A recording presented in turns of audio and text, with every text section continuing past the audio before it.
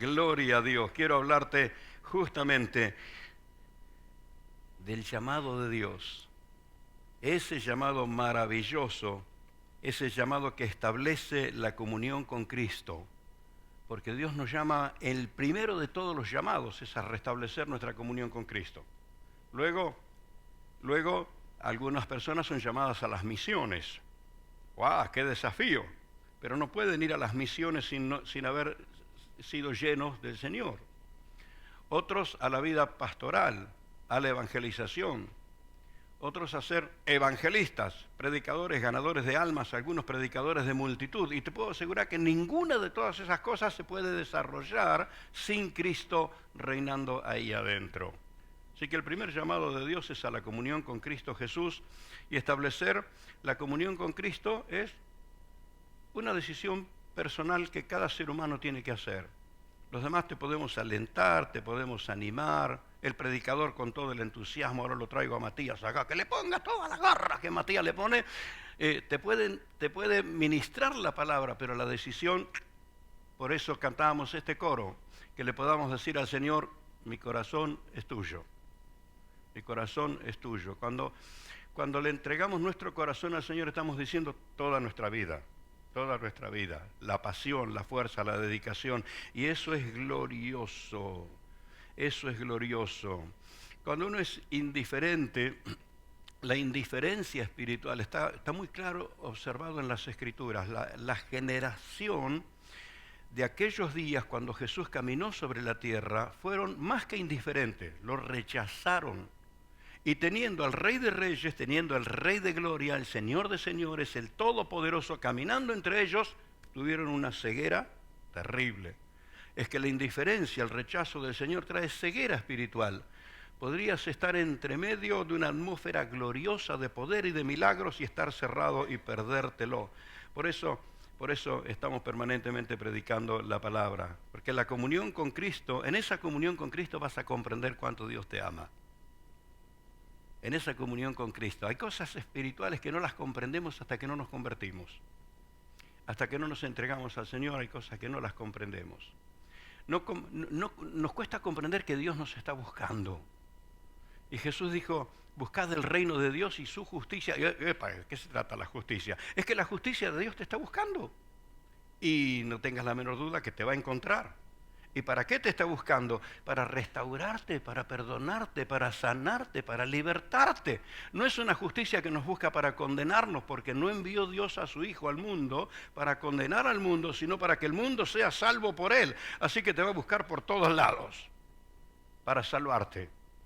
Les he contado testimonios de gente atea, cerrada al Señor, que en circunstancias, como lo dice el hermano Dante Gebel, ¿no? Cuando el avión se viene a pique, no hay ateo que le valga. Todos le creen al Señor. Y la conversión de algunos viene en un susto como ese. ¿Por qué esperar el susto?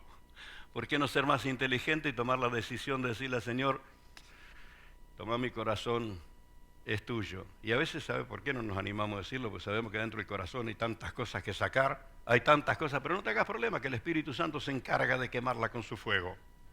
El Señor se encarga de limpiarlo. Entonces no es una lista de prohibiciones que vas a recibir en la iglesia, es la convicción del Espíritu lo que trae transformación en la vida de las personas. Esto es lo que sucede en la comunión con Cristo. En la comunión con Cristo se te abren los ojos espirituales.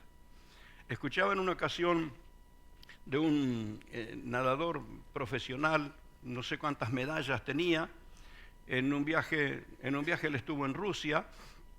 Y uno de sus anhelos era nadar en un río famoso que hay en Rusia. Si viniera a Argentina iba a querer nadar en el Paraná, claro que sí, en el Río de la Plata, en el Paraná, porque un nadador profesional con esa destreza, y se largó a nadar. Y él estaba cumpliendo un sueño, un anhelo de su vida, y de una torre lo silbaban y él hacía señas, tranquilo, yo soy nadador. Y les demostraba el arte de nadar que tenía.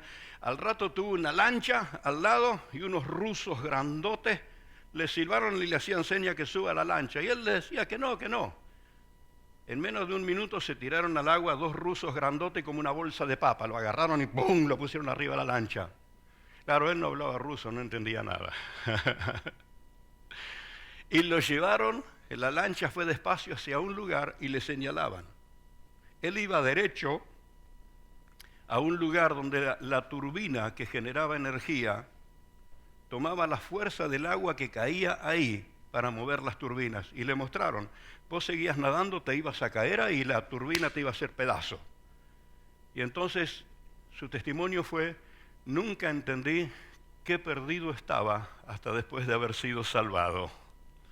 ¿Cuántas cosas entendemos después de haber sido salvados? Que íbamos rumbo a la destrucción total. Pero cuando abrimos el corazón a Cristo, cuando le creímos al Señor, cuando le dijimos al Señor, toma mi corazón, es tuyo, nuestro nombre es anotado en el libro de la vida, el Señor perdona nuestros pecados y viene a nosotros a pesar de que tenga que sacar tantas cosas de ahí adentro, pero lo limpia, lo sana, lo restaura. Eso es el Evangelio de Cristo. Eso es, no es una religión de imposiciones, de prohibición, de acusaciones, no, es un llamado a la salvación. Por esto el llamado de Dios, poderoso llamado del Señor, es a la comunión con su Hijo Jesucristo. Creo que en todos estos días, ¿verdad? Hemos estado mirando este texto que está en Primera de Corintios, en el capítulo 1. Pablo está contándole a la iglesia del Señor, les está exhortando justamente a los corintios.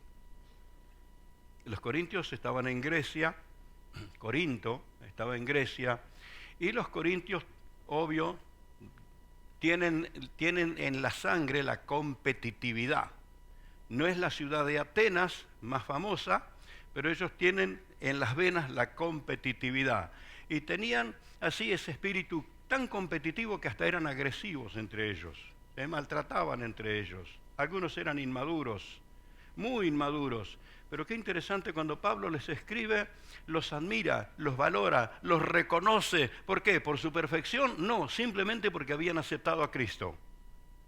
Y el hecho de que ellos hubieran recibido a Cristo en su corazón, ellos tenían toda la esperanza de cambio, toda la expectativa de cambio, todo el poder de cambio. ¿O acaso pensás que capítulo 13 de Corintios, donde describe claramente cómo es el amor es sufrido, es benigno, no tiene envidia, no es jactancioso, cuando describe cómo es el amor, ¿crees que le fue escrito a los corintios porque eran un modelo? No, eran un modelo al revés, eran el modelo de persona que tiene que ser transformada. Pero Pablo les escribe 2 cartas y sobre el final de la primera carta les transmite una revelación impresionante respecto a la venida del Señor, que es lo que el pastor Matías estaba diciendo aquí. Cuando el Señor venga, todos los que han partido, que la vida se le terminó en la tierra, van a ser resucitados. Y qué bueno, no vamos a usar dentadura postiza, anteojos, la pata de palo, nada, ni bastón, ni nada. Porque ¿y dónde está eso? Bueno, ¿querés ver cómo se hará una persona resucitada en la venida de Cristo? Mirá la figura de Jesús después de haber sido resucitado. Él resucitó en gloria, aunque tenía la marca de los clavos en las manos, aunque tenía todavía la marca de la lanza en su costado, pero resucitó a eternidad, a la vida eterna, gloriosa. Alguien me hizo esa reflexión días atrás, porque me encantó que alguien que oye el mensaje relacione y entienda eso. ¿Por qué Jesús fue el primero de los resucitados? Y en el ministerio de Cristo hubo varios resucitados. Resucitó el hijo de la viuda de Naín, resucitó a Lázaro, hubo varias resurrecciones. ¿Y por qué se dice que es el primero? Porque es el primero que resucitó para no morir nunca más. Lázaro resucitó y volvió a morir. Seguramente el hijo de la viuda de Naín, si no lo tendríamos entre nosotros aquí. Pero el único que resucitó para no morir nunca más y estableció lo que es el modelo de la resurrección. Y esto es lo que Pablo les revela a los corintios. Qué impresionante la palabra que les revela. Pero ¿cuándo les da esa revelación de esa dimensión celestial tan gloriosa? Después de que les hiciera entender la importancia de responder al llamado de Dios. El llamado de Dios es a la comunión con su Hijo Jesucristo. Capítulo 1, versículo 9. Fiel es Dios por el cual fuisteis llamados a la comunión con su Hijo Jesucristo, nuestro Señor. Fuiste llamado. El llamado de Dios, qué interesante es este llamado, es a todos, como se diría ahora más moderno, a todos y a todas. Es decir, si hay cosa inclusiva sobre la tierra, gloriosa y santa y maravillosamente inclusiva, es el llamado de Dios. No importa dónde estés, a cómo fue tu vida, cómo fue tu pasado, no importa, Dios te llama para salvarte y transformarte. Ese es el Evangelio de Jesucristo. Llamados a la comunión con Dios, llamados a la comunión con Cristo. Es que Cristo es la puerta. Yo soy el camino, la verdad y la vida. Nadie viene al Padre sino por mí. Por esto Dios nos llama a la comunión con Cristo, porque es Jesús, es el Señor Jesucristo el que nos pone en comunión con Dios, el que nos lleva a esa vida gloriosa de comunión. Él establece ese vínculo maravilloso con el Señor. ¿Qué será lo que se llama comunión en las Escrituras? ¿Qué será? Es esa relación, ese vínculo de pertenencia, de confianza, de cercanía, de amistad. Por eso Jesús dice, estoy a la puerta y llamo. El que abre la puerta, entraré a él y cenaré con él. Nadie invita a cenar a un enemigo. ¿A quién invitas a cenar? Mira cuántas menciones hay en las Escrituras de comer juntos. De hecho, la Santa Cena fue establecida en un momento de que Jesús estaba comiendo junto con sus discípulos. La primera directiva que el hombre recibe después de haber sido creado en el Edén, la primera directiva es que coma. La necesidad de sustento es algo que Dios tuvo en cuenta siempre. Pero cuando Jesús está diciendo voy a entrar a su corazón y vamos a cenar juntos, está diciendo vamos a tener comunión, amistad, cercanía. ¿Verdad? Qué glorioso es esto. Por esto la inspiración a abrirle el corazón al Señor. Y yo creo, déjenme, no sé, profetizar, arriesgar, no quiero usar la palabra adivinar porque no da. Pero ninguno que está aquí presente vino a la fuerza. Quiero, por lo menos, me asustaría que a alguien lo trajeron atado con una cuerda y lo obligaron a venir acá. No. Creo que cada uno que vino fue porque estaba abriéndole su corazón al Señor. Algunos ya le abrieron el corazón hace mucho tiempo y vinieron para adorarle. Y abrieron la puerta y vieron la lluvia, pero lo hicieron frente a la lluvia. Y aquí estamos para adorar al Señor. Esta es la evidencia de que tu corazón está en Cristo. Tu corazón está en Cristo. Mira, el que tiene su corazón en la cancha de fútbol, vos los ves días de frío, se están remuriendo de frío en la tribuna, pero no aflojan, tienen su corazón ahí. En verano tienen que tirarle agua para refrescarlo porque se están quemando. Pero ahí están, no le aflojan, tienen su corazón ahí. El que tiene su corazón en Cristo, aquí está esta mañana. Amén, gloria a Dios. Aleluya. Yo creo que ustedes estuvieron recibiendo esta palabra durante toda la semana, ¿verdad? Me ha llamado la atención que cuando hemos preguntado a los hermanos cuántos estuvieron en las reuniones de la semana, el día domingo lo preguntamos y hay pocos hermanos que han estado en las reuniones de semana. Pero en la semana cuando preguntamos quiénes de ustedes estuvieron el día domingo, hay pocos. Lo que significa que hay una cantidad de hermanos que les viene mejor estar en las reuniones de semana, por lo tanto hay que predicar este mensaje el domingo, el lunes, el martes, el miércoles, el jueves, todos los días, para que todos los hermanos reciban la misma palabra y ser edificados en esta convicción. Yo quiero agradecerle a todos los hermanos que me han tenido en sus oraciones, a Matías que me reemplazó el domingo, pues estaba teniendo una reunión con los pastores y quiero aclararles, no me hicieron renegar, no, yo ya venía una semana brava, venía por varios días bravos y algunos dicen, bueno, la procesión va por dentro, en mi caso son procesiones pero son maratones y a veces dan alguna evidencia exterior de todo lo que uno maneja y lleva por adentro y la evidencia del domingo pasado fue que perdí la voz. Estábamos en una reunión y cada vez creo que terminé hablándoles por seña. Menos mal que llevaba escrito el contenido que tenía que compartirle y se la vieron venir los pastores. Estaban reunidos conmigo y se la vieron venir que no iba a poder predicar. Pero no echaron suerte. Alguien voluntario dijo, pastor, ¿quiere que lo reemplace?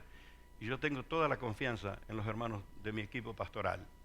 Nunca trabajé solo, siempre trabajé con otros ministros, con otros siervos del Señor, y tengo toda la confianza. Así que a cualquiera de ellos le hubiera mandado que predique aquí el domingo pasado. Así que me alegra saber que te hizo bien la palabra, que la recibiste, que el hermano transmitió lo que te tenía que transmitir, y ahora yo quiero como repasar este mensaje, tal vez un poquito más rápido porque lo has oído durante toda la semana, ¿no?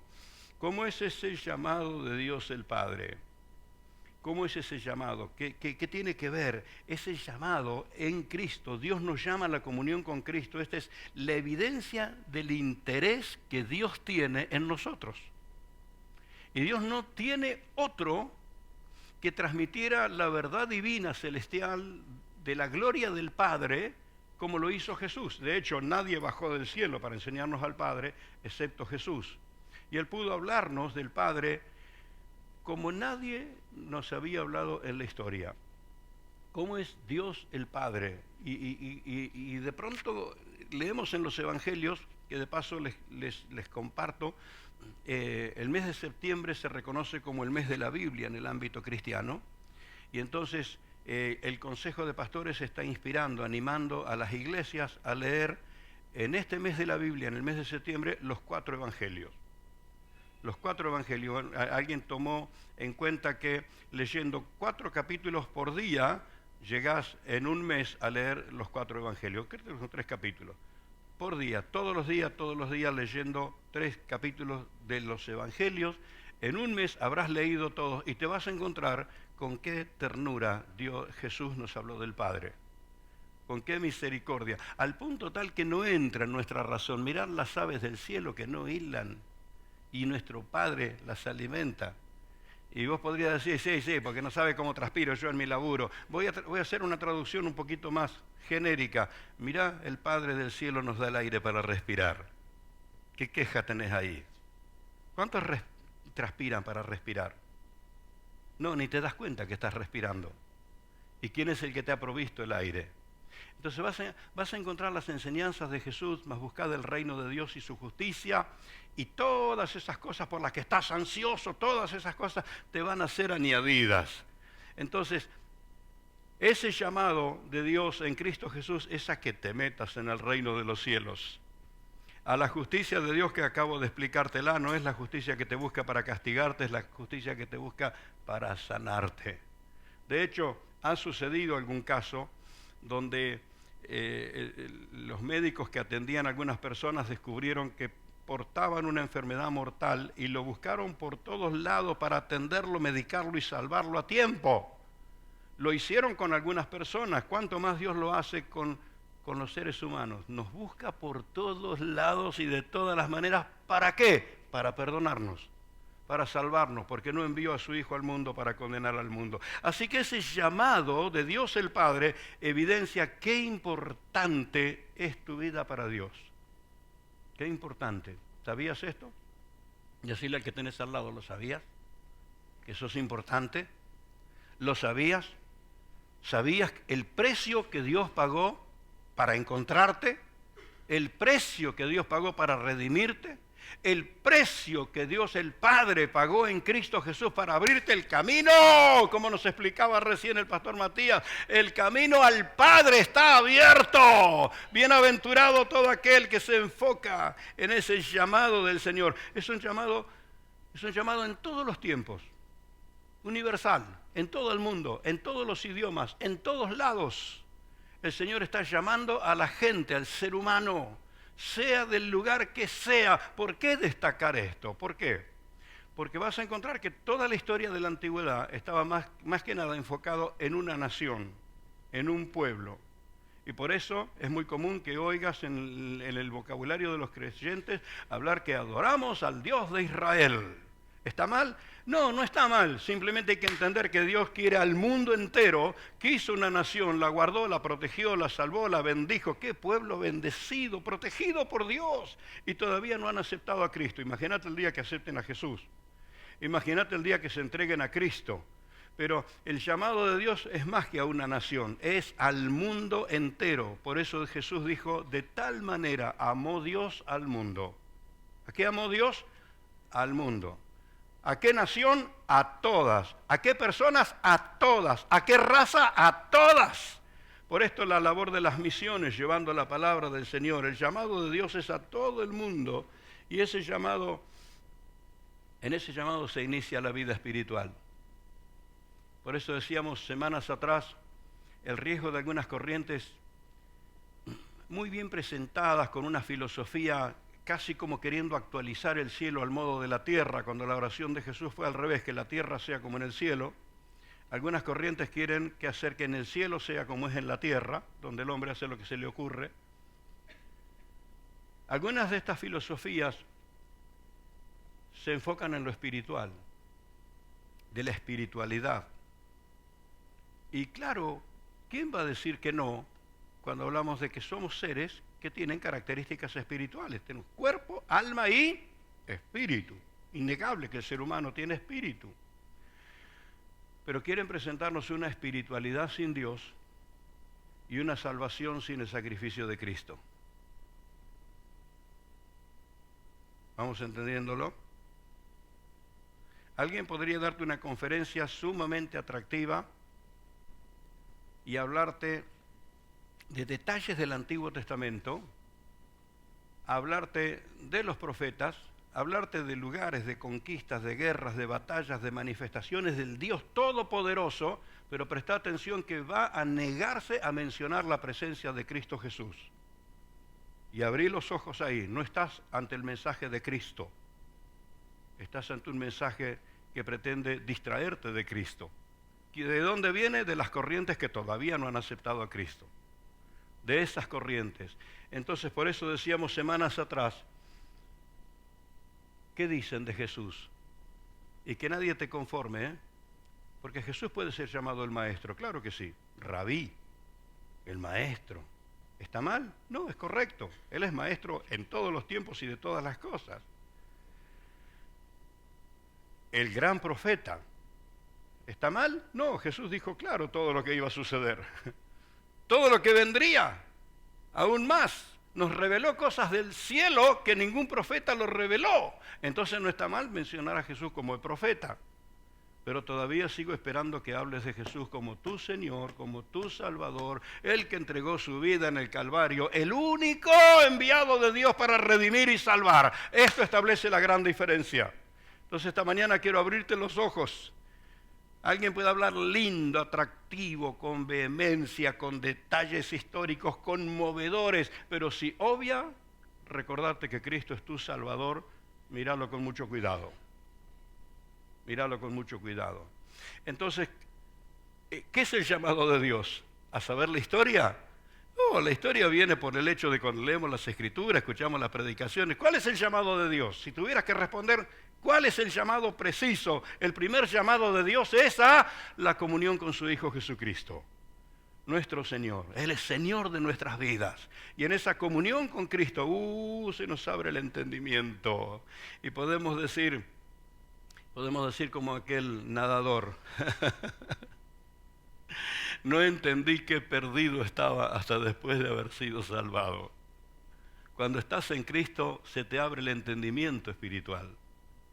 La revelación del Dios eterno, glorioso, la revelación de lo que es el cielo y el poder del Espíritu Santo te llenan para comprender más y más y más. Entonces, está claro, el llamado de Dios es a la comunión con Cristo y esto cambia todo. Cuando respondes al llamado de Jesús, tu nombre es anotado en el libro de la vida y el Espíritu Santo viene a habitar dentro tuyo. Esto es lo que establece todo el cambio. De allí comienza, por supuesto, el cambio en la conducta, el cambio en la palabra, el cambio en el pensamiento, el cambio en la visión de la vida, el cambio en el trato con nuestro prójimo. Todo cambia porque ahora tenemos a Dios viviendo adentro. Y esto es lo que establece la gran diferencia. Por eso el llamado de Dios a la comunión con su Hijo Jesucristo. Entonces ahora nos hacemos la pregunta, ¿cómo respondo yo a ese llamado? Ese llamado que es tan importante. ¿Cuánto hay que pagar? Nada. Hay que entregar la vida. Hay que entregar la vida.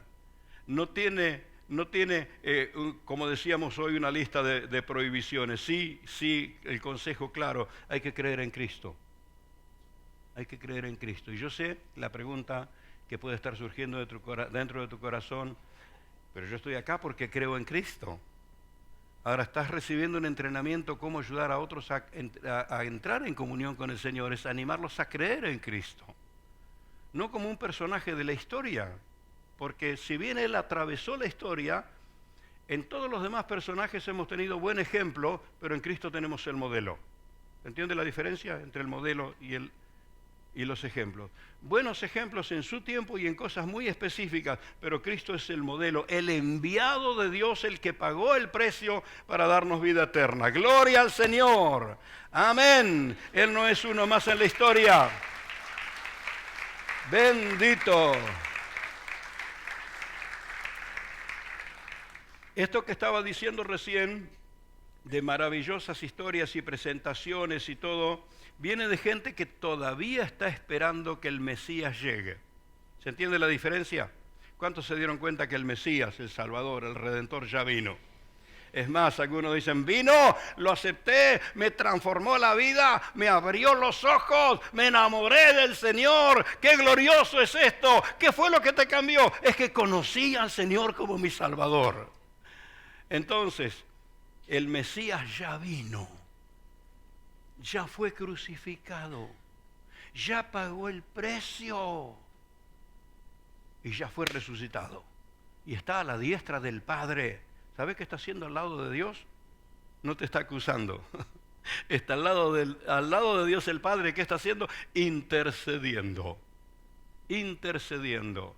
De hecho, Jesús intercedió por nosotros estando con los discípulos. Cuando oró al Padre por los apóstoles y dijo, por los que han de creer en mí, por la palabra de ellos. Así que nos estaba incluyendo a todos. Jesús está intercediendo por nosotros siempre, siempre. Cristo es el Salvador. Esto es lo que tiene que creer tu corazón. No es uno más. No es uno más. Me viene a la memoria historias que he contado algunas veces, así que los que llevan el récord de cuántas veces repite el pastor lo mismo, añádanlo otra vez. Tiene que ver con la conversión de un hermano que fue pastor en Salta luego muchos años, a quien amable y cariñosamente por la confianza que le teníamos decíamos Pancho doble ancho. Los que lo conocieron saben por qué digo esto. Era así de robusto, grandote, no era muy alto, pero impresionante de grandote. Él mismo se cargaba y decía que para una foto fondo blanco, él tenía que ir a la Antártida. No había manera de ponerle fondo blanco para una foto. Era así de robusto, de grandote y conocedor de muchas cosas y medio atrevido. Me interrumpía el culto de estudio bíblico en la reunión de la semana, yo estaba enseñándole a los hermanos y Pancho tenía una voz penetrante que era imposible que no le escuchen, así media chillona, y levantaba la mano y decía, perdone pastor, pero yo creo diferente a lo que usted está enseñando. ¿Te imaginas delante de la gente? ¿Qué decirle? Entonces le decía, bueno hermano, luego charlamos, pero ahora déjeme terminar lo que estoy enseñando. Y así era de atrevido. Y entonces un día charlamos y él me comparaba con Jesús a muchos otros personajes de la historia. Y qué impresionante. Él se acordaba los tiempos de la historia donde cada uno de esos personajes importantes vivió. Y yo le pedí al Espíritu Santo, ¿qué le digo a este hombre? Y le pregunté, ¿y dónde están todos ellos? Y me dice, de hecho, pastor, se murieron. Y con una memoria prodigiosa él te podía decir en qué ciudad, en qué lugar estaba la tumba de fulano y de fulano. Y evidentemente ellos están ahí, claro. Y le dije, ¿y sabés algo de Jesús? Y entonces ahí fue cuando le dije, el cuerpo de Jesús fue puesto en el sepulcro, pero vos sabés que no está más en el sepulcro, que Él resucitó de entre los muertos. Y esa es la diferencia entre todos los personajes de la historia que me mencionás y el Señor Jesucristo. Él ha resucitado. Creo que fue el día que Pancho aceptó a Jesús como su Salvador. Su vida fue transformada, se entrenó, se preparó para el ministerio, fue a la ciudad de Salta y por años fue pastor en Salta y en Jujuy, pastoreando iglesias a tanta distancia, viajando para un lado y para el otro, apasionado por el Señor hasta el último día de su vida. ¿Qué fue lo que le cambió? Descubrir que Jesús no es uno más de la historia. Él es el Mesías, el Salvador, y la evidencia es que resucitó de entre los muertos. Así que le estás creyendo a un Cristo vivo, un Cristo glorioso. Por eso el Padre no nos llama a la comunión con los muertos, el Padre nos llama a la comunión con su Hijo que está vivo. ¡Gloria a Dios! Nos llama a la comunión con su Hijo que está vivo. ¡Gloria a Dios! ¡Aleluya! Y parece que como cayera de maduro, que fuera demasiado obvio, ¿verdad? Si uno cree en Cristo, ¿por qué mencionar el segundo paso que es aceptarlo? Cuando llega la Navidad, muchísima gente celebra el nacimiento de Jesús. Cuando llega la Pascua, terribles fiestas, el Señor queda afuera, pero lo menciona, estamos recordando la muerte de Jesús. Evidentemente creen de Jesús, pero preguntarle cuándo abrieron su corazón para el Señor. En algunos, por su conducta, te das cuenta que evidentemente nunca le abrieron la puerta. El Señor sigue llamando para tener comunión con ellos. Creen, no pueden negar que lo creen, pero que lo dejaron entrar, todavía no lo dejaron entrar. Si hubiera estado mañana aquí alguien que todavía no tomó la decisión de dejar a Jesús entrar en su corazón, yo quiero animarle. Creerle es importante, pero lo que que Él entre. Por eso cantábamos, toma mi corazón, es tuyo. Esto es reconocerlo como el único Señor y Salvador. Esto fue lo que decidió Pancho en aquella ocasión. Cristo es mi Salvador, Cristo es mi Señor. Y ha transformado la vida de tantas personas, de tantas personas. Cuando hablamos así con los colaboradores, los obreros, ya ellos saben cuando yo me refiero y le digo tu hermano mayor, tu hermano más grande, me estoy refiriendo a líderes, obreros, hermanos de esta congregación que Dios usó en distintos lugares.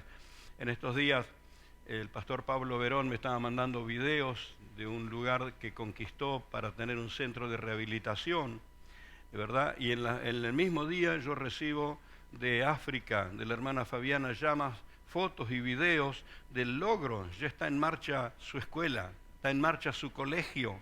Entonces le mando los videos y le digo, tu hermana más grande está en lo mismo, ¿no? Bueno, Pancho era tu hermano más grande. Pancho era tu hermano más viejo. Dios lo llevó a Salta, algunos lo conocieron, pero él vivió para Cristo hasta el último día de su vida, que es el paso siguiente en nuestra relación con el Señor, que es entregarnos, reconocer su señorío. Vivo para ti, Señor. Así que en mi lugar de trabajo, hago mi trabajo, mi tarea, cumplo mi función, pero hago todo para la gloria del Señor. Eso le da calidad a todo. Le da calidad a tu servicio, le da calidad a tu trabajo, le da calidad a la proyección de tu vida, porque hay alguien a quien querés honrar y es a tu Señor. Esto es lo que hace el cambio de conducta. José en la antigüedad, el hijo de Jacob, amaba a Dios, lo amaba con todo su corazón y en momentos fuertes de prueba, él juzgó entre dejarse llevar por lo que lo tentaba o el riesgo de ofender a Dios y dijo, no voy a ofender a mi Señor. ¿Sabe qué? Esta es mi oración de todos los días. Yo no quiero ofenderte, Señor. ¿Y cómo puedo ofender, pastor? Usted tiene una vida ordenada, una familia, ¿y yo podría ofender a Dios por un acto de incredulidad? Ahora mismo estamos ante desafíos muy importantes. Anoche llegué aquí, encontré a los pastores, nos reunimos un rato aparte para orar, porque estamos ante decisiones muy importantes, muy comprometidas. Y no quiero ofender a Dios con un acto de incredulidad. Quiero creerle al Todopoderoso y declarar su nombre y su señorío, aunque a veces tenga que levantarme con una cucharita, porque situaciones que me dejaron hecho pedazo. Y mi esposa tiene que juntar un poco los pedazos y después me terminan de armar los pastores y me bendicen y me ministran. Y digo, no, aunque esté hecho pedazos, Señor, yo no te quiero fallar. Cuando amás a Dios sucede esto y te mantiene en pie en medio de la tormenta el amor a Dios. El amor a Dios te mantiene. ¿Y quién fue el que te llevó a amar a Dios de esa manera? Su Hijo Jesucristo. ¿Quién cambió tantas cosas en la historia y en la conducta? Por eso vas a leer en los evangelios, oíste que fue dicho, amarás a tu prójimo y aborrecerás a tu enemigo, mas yo os digo, y ¡pum!, cambia los paradigmas, cambia las conductas. Tener a Cristo en el corazón trae esos cambios, estaba claro. Amá a tu prójimo como a ti mismo. ¿Está mal? No, está genial. Amá a tu prójimo como a ti mismo. Y Jesús lo redimensiona ese mandato. Dice que os améis unos a otros como yo os he amado. Y ¡pum! Pone un parámetro tan alto y glorioso. ¿Y se puede? Y sí, con Cristo en el corazón se puede. Vas a amar a quien de otra manera no imaginarías que amaras. A algunos te gustaría que fueran de cabeza al infierno. Se lo merecen. Pero cuando Cristo reina en tu corazón, empezás a interceder para que sean salvos. Y quién sabe que seas tú la persona que Dios usa para salvar a esa persona. Entonces, el cambio viene cuando Cristo vive en nosotros. No, por cierto, Él no es uno más en la historia. Él es a quien le debemos nuestra vida. Él abrió el camino nuevo al Padre. Por eso, establecer la comunión con Cristo requiere la entrega personal. Yo te puedo animar, te puedo inspirar. Justamente estaba meditando en estos días sobre el ministerio de los profetas en la antigüedad y el ministerio de los profetas en este tiempo. ¿Hay profetas en este tiempo? Sí, hay profetas en este tiempo. La diferencia es que en la antigüedad ellos tenían que decirle a la gente que el Salvador vendría y que el Salvador iba a pagar el precio por su salvación y hacerle acordar que Dios no se había olvidado. Pero ¿qué tiene que decir un profeta en el día de hoy? Acordate que Dios te habló. Lo que tenés que saber ya te fue dicho. Entonces el predicador, el profeta, ¿qué es lo que va a hacer? Hacerte acordar lo que Dios ya te dijo. ¿En cuántos casos que decimos, ¿qué le puedo decir a esta persona que no sepa? ¿Qué le puedo decir que no sepa? Entonces tengo que animarlo a que tome la decisión, esa decisión que tiene que entregar, que tiene que entregarse al Señor. Porque otro puede alentarte, pero la decisión es muy personal tuya. Puede alentarte. Eso establece la diferencia entre quedarse en la ceguera o que se te abran los ojos espirituales. Y vas a ser así como aquel nadador. No me di cuenta que perdido estaba hasta después de haber sido salvado. Porque el Espíritu Santo va a ir revelándote más y más el poder y la gracia del Señor. Esa comunión con Cristo cambia todas las cosas, todas las cosas. Y Dios no tiene otro Salvador en ningún lugar del mundo. No hay otro nombre debajo del cielo dado a los hombres en que podamos ser salvos. Por esto, si no tomaste la decisión todavía, yo quiero animarte que hoy no la dejes pasar. Es el momento de aceptar a Cristo. Y los que ya han hecho esta decisión, yo quiero animarlos a que disfruten esa comunión, que disfruten esa cercanía, esa libertad de poder adorar al Dios Todopoderoso. A veces, cuando estoy acomodando mi lugarcito para orar, recuerdo cómo era la modalidad en la historia, que había que hacer el altar con las 12 piedras y todos los detalles de todo eso. Digo, ¿cómo se burlarían de mí los antiguos que estoy poniendo un almohadón? Cuando ellos ponían piedras. Entonces, qué distinto es porque el sacrificio ya lo hizo Cristo. Tenemos libertad para entrar en la presencia del Señor. Y quiero animarte ahora a estar en pie y decirle, Señor, yo quiero adorarte. Me rindo, me entrego. He creído en ti, Señor, pero quiero aceptarte como mi Salvador, el que perdona mis pecados. Quiero entregarme a ti como el Señor de mi vida, el soberano. Oh, este es el llamado de Dios a la comunión con su Hijo Jesucristo. Y desde ese llamado y desde esa comunión se establece esa vida de autoridad, esa vida de poder, esa vida de convicción. Se desarrolla para la gloria del Señor. Espíritu Santo, ábrenos el entendimiento en esta mañana para rendirnos, para entregarnos, para adorar a Cristo, para vivir la experiencia de su señorío, de su majestad, de su gloria. Bendito. Yo quiero animar a